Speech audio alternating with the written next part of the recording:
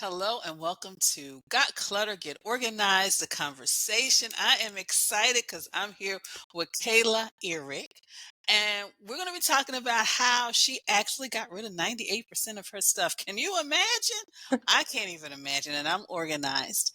So, Kayla, thank you so much for joining us. Thanks for having me, Janet. So, before we get started on, your process and what made you start? And you have it's writing from nowhere. Tell us about that. That's my website. So I started writing from nowhere.com in a hostel kitchen in London in 2018. I had been traveling to different countries for a couple, 6 or 8 months, 9 months. And I had been picking up odd jobs online to support myself. And I was just over it. I wanted something of my own that I wanted a real business, not just to be ghost writing for, doing random writing jobs. And I had no idea what would really happen. I mean, I bought that website on a whim, but I thought, this is it. I'm like sticking my flagpole in the ground. And it took years, but now I have a full time writing business that supports both me and my husband. And we are digital nomads. So we don't have a home base. We just live out of Airbnbs with our backpacks. And we are professional writers. Wow. So then that takes me to this question is how did you, I guess, motivate yourself to get rid of 98% of your stuff? But what was really the reason behind just wanting to become a minimalist? I have been a minimalist for a while, and we all find it that the less we have, I mean, okay, I'm projecting, but okay, for me, the less I have, the better I feel. The less there is to clean, the less there is to tidy up, to look around and think, oh, I actually never used that. Like if I bought that thermos, oh, the sushi maker. Who bought a sushi maker during lockdown and used it twice? And then you look at it and it makes you feel bad because you think, "Ugh, money wasted, something I gave up and I quit." I don't know. It's kind of like a reminder of failures in a way to have all that stuff staring you in the books you never finished. So to me, minimalism is peace. It's happiness. It's the best.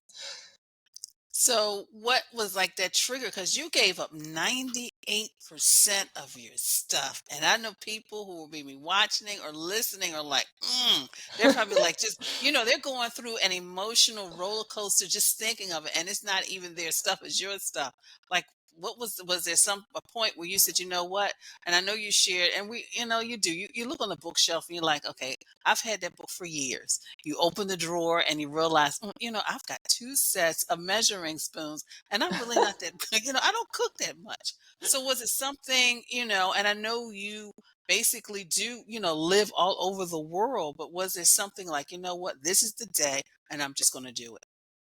I couldn't live my ideal lifestyle with all my stuff. I couldn't travel full time. I don't have enough money to keep an apartment. So if you have enough money, you can travel. You cannot come back to your house for like 5 years. You auto set up automatic payments for your bills. Your plants will die, but what's going to happen? You're going to come back and everything will be covered in dust. If you have enough money to not worry about it, you don't have to worry about it. But I wanted to travel a full time, so nonstop.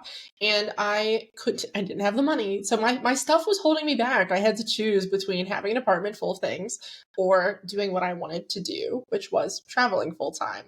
And I did have some practice. So I did this 7, 8 months ago. This was whenever I got rid of my apartment, but I actually did it 6 years ago also, whenever I first became a digital nomad.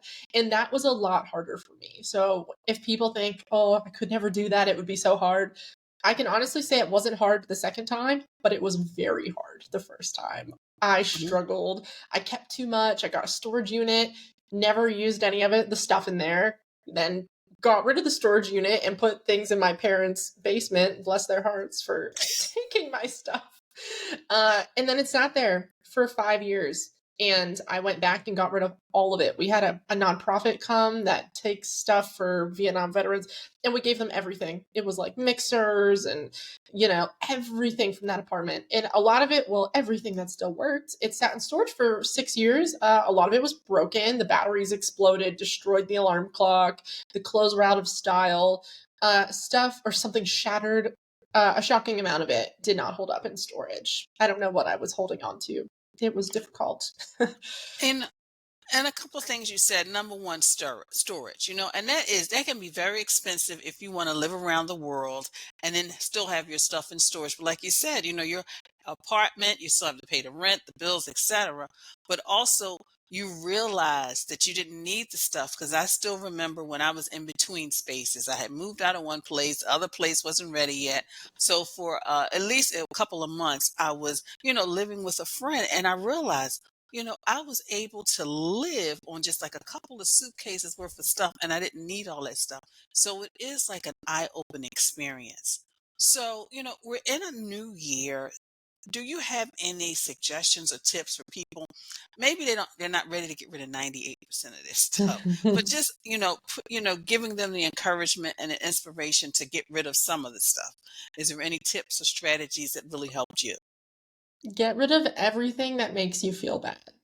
If you look at that sushi maker and feel bad that your sushi was disgusting and you're honestly not about to get back into sushi making, get rid of it. If a book you think, oh, it's a disappointment, I didn't finish this, but I didn't really like it, get rid of it. If you have pants that don't fit anymore and they make you feel bad, get rid of it. I think the mental toll that our stuff are, like, I'll say idle stuff we're not using. The mental toll that takes on you is shocking.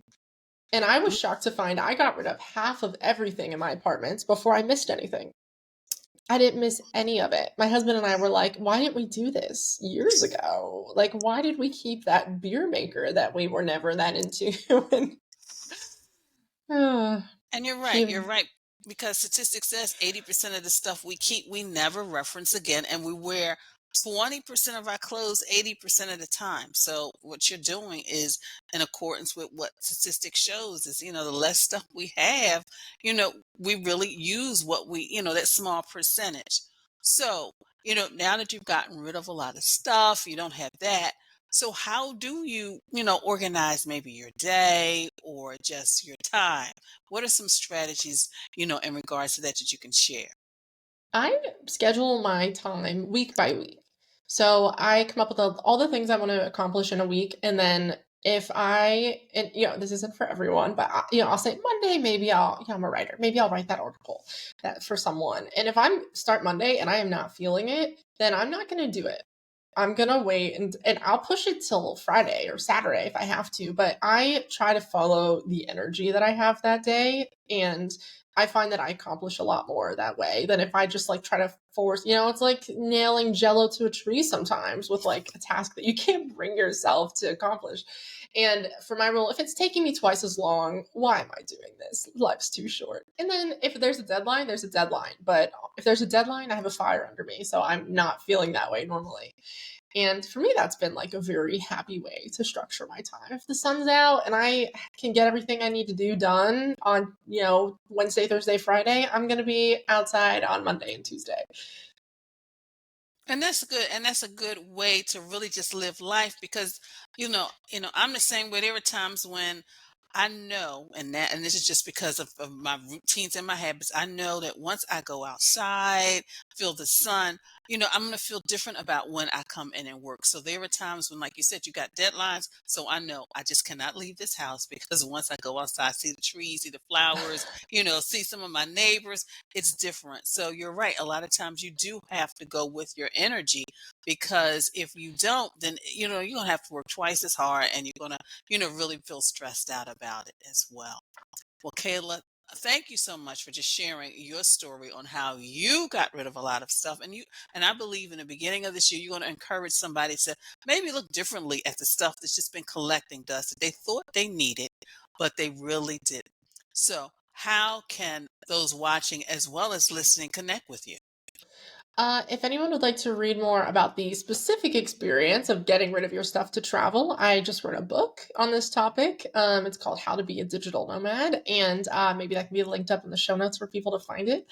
And if anyone wants to connect and say hi, I live online at writingfromnowhere.com, and anyone can send me an email. My name's Kayla, and my email is kayla@writingfromnowhere.com. I welcome hearing from anyone about anything that you're interested in talking about.